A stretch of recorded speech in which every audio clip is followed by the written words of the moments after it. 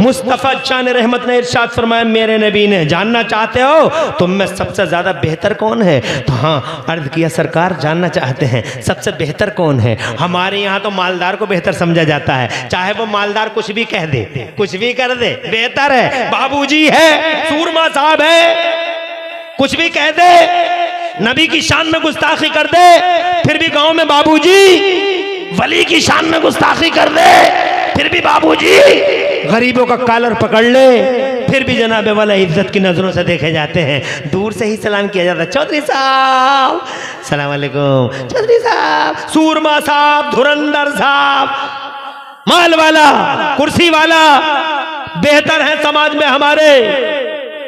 मगर मुस्तफ़ा जान रहमत से पूछो कौन बेहतर है, तो वो कहते हैं माल वाला नहीं, कुर्सी वाला नहीं, मालदार नहीं, आलदार नहीं, कौन है बेहतर? तो मुस्तफ़ा जान रहमत फरमाते हैं, खैरुकुम मन तअल्लमल कुरान व अल्लमा, तुम में सबसे ज्यादा बेहतर वो है जो कुरान सीख ले और कुरान सिखा दे। कह दो सुभान अल्लाह। ऐसी क्या बात है जो कुरान शरीफ सीख ले और सिखा दे और सबसे बेहतर है? ये छठी बात है। ऐसी क्या बात है? ऐसी ये बात है कि कुरान शरीफ में ही हर खुशकोतर का बयान है। जियोलॉजी कुरान, जिसने कुरान सीख लिया उसने जहान सीख लिया, जिसने कुरान सीख लिया उसने सब कुछ सीख लिया, जिसने कुरान सीख लिया उसने जमाने भर की तालीमें हासिल सीख ली जनाबे वाला। हाँ हाँ, अब तुम कहोगे ये तो बहुत बड़ी बात हो गई, जिसने कुरान सीख लिया जहान सीख लिया। बेशक जनाबे वाला, जिसने कुरान सीख लिया उसने जहान सीख लिया। इसलिए सबसे पहली बात यह है कि कुरान अल्लाह ही का कलाम है, किसी बंदे का नहीं। किसी के सीने में आ जाए तो समझो वो बड़ा खुश नसीब है कि अल्लाह का कलाम उसके सीने में है। और फिर कुरान शरीफ दुनिया की अकेली किताब है जिस किताब को इल्म का चश्मा कहा जाता है। हजरात, जियोलॉजी कुरान में, बायोलॉजी कुरान में, फिजिक्स कुरान में, मैथमेटिक्स कुरान में, हजरात हर तरह का इल्म, एवरी ब्रांच ऑफ नॉलेज इसी कुरान शरीफ के अंदर मौजूद है। यही वजह है कि कुरान पढ़ पढ़ के लोगों ने इनकलाब बपा किए हैं। स्कूल तो बाद में बने हैं, कॉलेज बाद में बने हैं, और जनाब यूनिवर्सिटियां बाद में बनी हैं। लोग यूनिवर्सिटियों और कॉलेजों की बातें करते हैं, लोग स्कूलों की बातें करते हैं, मगर एक यूनिवर्सिटी पूरी दुनिया के पर्दे पे जानते हो कब बनी है? हजरात, पहली यूनिवर्सिटी 1088 में बनी है इटली की जमीन पर, और दूसरी यूनिवर्सिटी ऑक्सफोर्ड यूनिवर्सिटी कब बनी है बताओ? 1096 में बनी है। 1096 से पहले या 1088 से पहले दुनिया में जो इल्मी इनकलाब बपा हुआ था, तो मुझे बताओ वो इनकलाब किसने बपा किया था? वो इन्हीं मदरसों के शहजादों ने बपा किया था, कुरान पढ़ने वालों ने बपा किया था। अल बरूनी नाम का एक आदमी, सुभान अल्लाह, बात अपने सीने चौड़े करता है, school school school school, college college college college और यूनिवर्सिटी, शिक्षा शिक्षा शिक्षा शिक्षा करके, अरे बहुत बहुत बहुत दिनों के बाद आए हो। स्कूल बाद में है, कॉलेज बाद में है, यूनिवर्सिटी पहली यूनिवर्सिटी देख लो गूगल पे, first university in the world was established 1088 में बनती है पहली यूनिवर्सिटी। 1088 से पहले दुनिया के पर्दे पे इनकलाब आए हैं, बहुत इनकलाब आए हैं। मुझे बताओ वो इनकलाब लाने वाले कौन थे? अल बरूनी। अगर इजाजत हो आपकी, मैं मदरसा और कुरान की बात करना चाहता हूं। आज लोग जनाबे वाला, ये मुझे घंटा हो रहा है, अगर तुम्हारी इजाजत होगी तो थोड़ा सा आगे बढ़ जाऊंगा। इजाजत है, बावाज़े बुलंद कह दो सुभान अल्लाह। खुश रहो, आबाद रहो। 10 मिनट और ले लूं? आज मैं बताता, बहुत कुछ बताऊंगा मैं कुरान शरीफ और मदरसों के बारे में। आज बहुत सारे लोगों को मॉडर्न एजुकेशन पे बड़ा जनाबे वाला, मॉडर्न एजुकेशन के नाम पे तो ऐसे है, कुछ लोग तो ऐसे दीवाने। हमने एक किताब में पढ़ा था, शायद फारसी किताब थी, क्या नाम था उसका? गुलजार दबिस्तां। गुलजार दबिस्तां में एक हिकायत बयान की साहब ने कि एक आदमी को फलसफे का भूत सवार था, जिसको तुम अपनी जबान में कह लो साइंस का भूत सवार। साइंस का भूत सवार जिससे भी मिलता था यही पूछता था, साइंस आती है? साइंस आती है? तो वो कहता था हाँ नहीं आती। तो उससे कहता था कि तुमने आधी जिंदगी बर्बाद कर ली। एक बार जिससे भी मिला, आलू लेने गया, भाजी लेने गया, तो उससे भी यही पूछ रहा, साइंस आती है?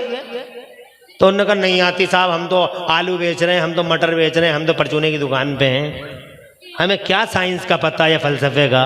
तो उससे कहता था तेरी आधी जिंदगी बर्बाद हो गई। एक दिन उन साहब को दरिया का सफर करना था, किनारे पहुंचे, कश्ती वाले को बुलाया और कश्ती वाले से कहा कि साहब मुझे पार जाना है। कहा बैठ जाइए, तशरीफ रखिए। जैसे ही बैठे तो बैठते ही बोले क्या आपको साइंस आती है? उससे बोले कश्ती चलाने वाले वल्लाह से, क्या आपको साइंस आती है? तो कहने लगा अरे साहब एक जमाना हो गया, हमारे बाप दादा भी कश्ती चलाते थे, हमें क्या पता साइंस का। तो उससे कहता था you have wasted your half life, जिसका मफहूम है इंग्लिश में।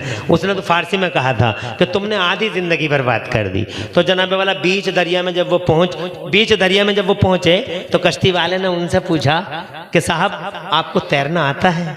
कहा नहीं तैरना तो नहीं आता है। तो कहते हैं हमने तो साहब आधी जिंदगी बर्बाद की थी, तूफान आ चुका है, रुकने का नाम नहीं लेता, अब हमारी कश्ती कंट्रोल से बाहर है, हमने तो आधी ही जिंदगी बर्बाद की थी, आपने तो पूरी ही जिंदगी बर्बाद कर दी, हम तो चले खुदा हाफिज।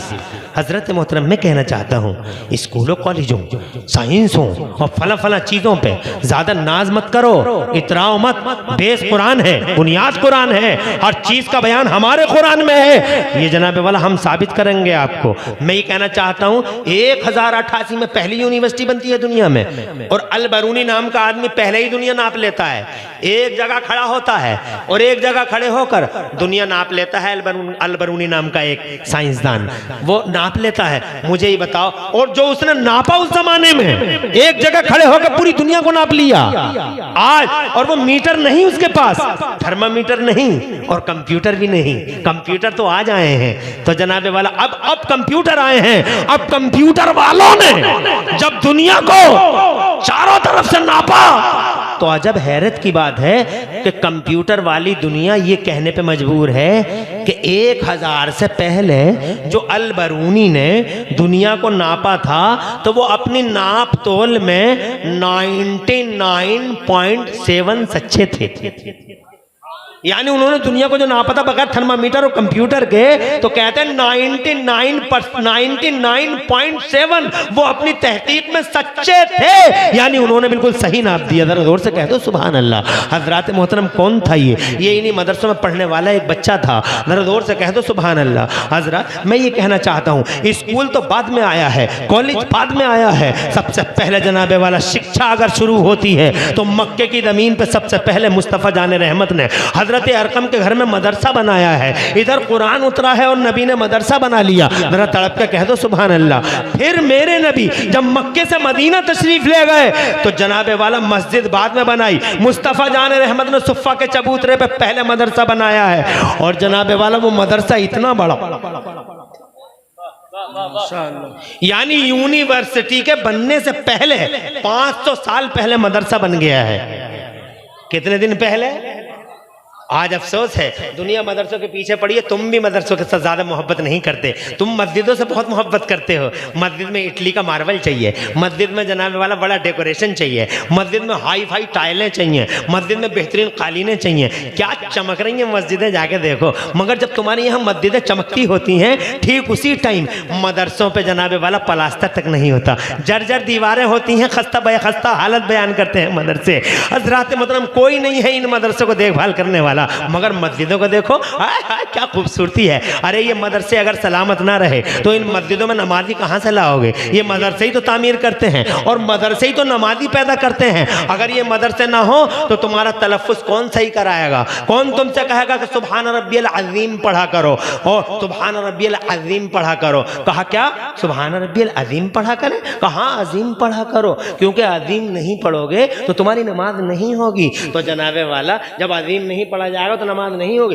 इसीलिए आलिमों ने लिखा है अगर सुभान रब्बियल अज़ीम यानी दुआ अदा ना कर सकते हो तो सुभान रब्बियल करीम पढ़ा करो ताकि नमाज अदा हो जाए। और अज़ीम सीखते रहो। तो ये मदरसे ना होंगे तो अज़ीम कौन बताएगा तुम्हें? और तुम तो सारी जिंदगी अजीम ही पढ़ते रह गए, सुभान रब्बियल अजीम, सुभान रब्बियल अजीम। वजह आए थे अल्लाह को खुश करने और अल्लाह का जलाल लेके चले मस्जिद में से। अरे अजीम का माना जानते हो तुम? अजीम का माना आता गूंगा। कहने गए थे अल्लाह को इज्जत वाला, और कह के आ गए मादल्ला गूंगा। बताओ नमाज होगी या नमाज खराब हो जाएगी? नमाज नहीं हो सकती। तो इन मस्जिदों को चमकाने वालों, एक मिनट के लिए जरा रुक के सोचो कि मस्जिदें वाकई अच्छी चीज है, चमकाया करो, मगर मस्जिदों के साथ इन मदरसों को भी चमकाया करो, इन मस्जिदों को, इन मदरसों को कोऑपरेट करो, ताकि ये मदरसे तुम्हें बचा सकें कि नमाज कैसे पढ़ी जाती है। नमाज ऐसे पढ़ी जाती है, सुबहान रब्बियल अजीम पढ़ोगे नमाज नहीं होगी। हम हाँ तुम्हारी नमाज, तुम्हें तो पता चलेगा,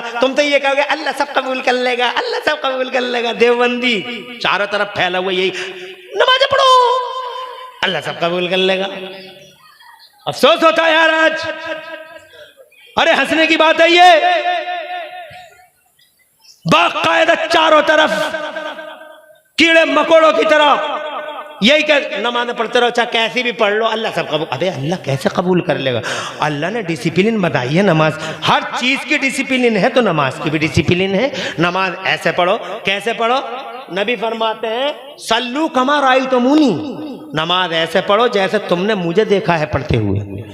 नबी ने कभी, कहाँ है कोई बताए मुझे, नबी ने कभी नंगे सर नमाज नहीं पढ़ी। वाह वाह वाह वाह, सुभान अल्लाह। नबी ने कभी नंगे सर नमाज नहीं पढ़ी। और हमारे डॉक्टर साहब, मास्टर साहब, इंजीनियर साहब, डिग्रियों वाले बहुत सारे लोग, मुरादाबाद में जाके देखो, तवज्जो है, पढ़ रहे हैं और ऐसे ही पढ़ रहे हैं, बिल्कुल ऐसे ही बगैर टोपी के। मेरे नबी ने कभी अपनी आस्तीन खोल के नमाज नहीं पढ़ी। आज जनाबे वाला टी शर्ट में नमाज हो रही है।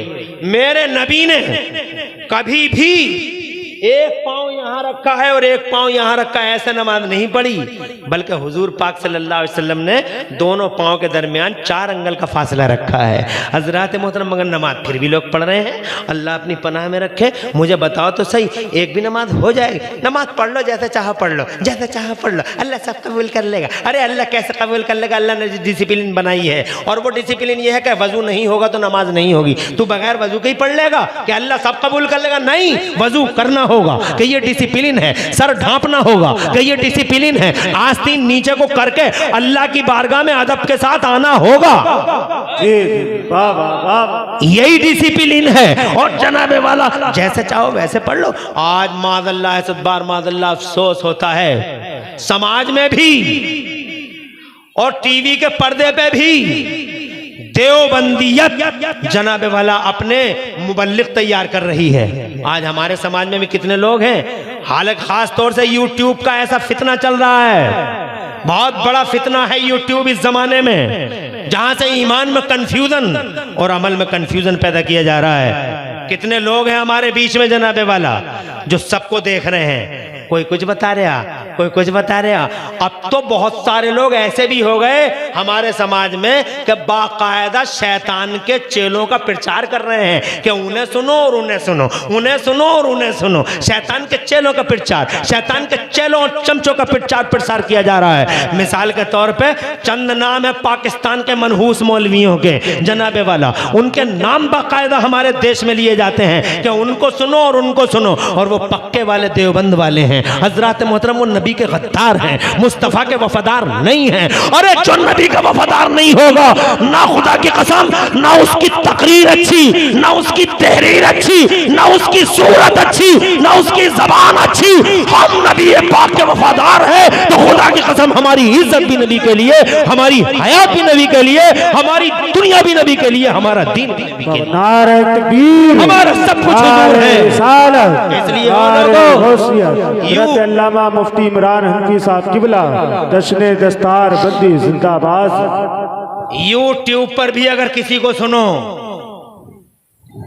तो पहले अपने आलिमों से मशवरा कर लो कि ये आदमी ठीक है। अच्छा इशारा हजरत जी, कि ये आदमी ठीक है, इस आदमी को सुन ले नहीं सुन ले। और जनाबे वाला आज बहुत सारे प्रचारक समाज में ऐसे हैं, मौलाना हनीफ साहब, बहुत अफसोस होता है कि फला साहब को सुना करो, फला साहब को सुना करो, और वो फला साहब जो है वो नबी के वफादार नहीं है।